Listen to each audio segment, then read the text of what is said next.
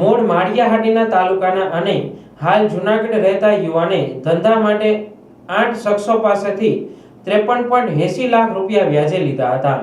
તેના 76 લાખથી વધુ રૂપિયા ચૂકવી દીધા હતા. તેમ છતાં આ શખ્સો વધુ વ્યાજની ઉઘરાણી કરી મારી યુવાને બોરવાવ તથા તાલાડાના 8 શખ્સો સામે ફરિયાદ નોંધાવી છે. મૂળ માળિયાહાટીના તાલુકાના ધ્રાબાવળના અને છેલ્લા 6-7 માસથી જૂનાગઢના જોશીપરામાં ભાડે રહેતા નરેશ ધીરુ કોરિયાએ રૂપિયા 1.5 વર્ષ પહેલા તાલાડાના ગુંદરલ રોડ પર પ્લાયવુડ અને હાર્ડવેરની દુકાન હતી.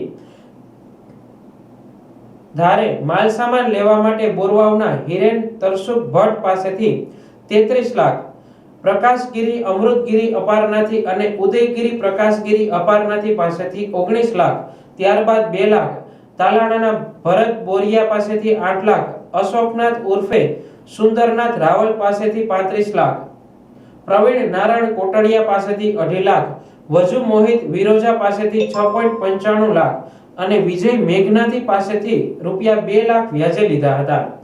નરેશ કોરિયાએ આ લોકો પાસેથી કુલ 53.80 લાખ રૂપિયા વ્યાજે લીધા હતા.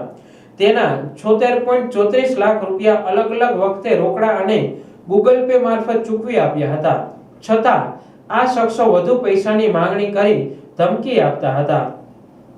ધંધામાં ખોટ જતા નરેશ કોરિયા તાલાડા દુકાન બંધ કરી જૂનાગઢ રહેવા આવી ગયો હતો.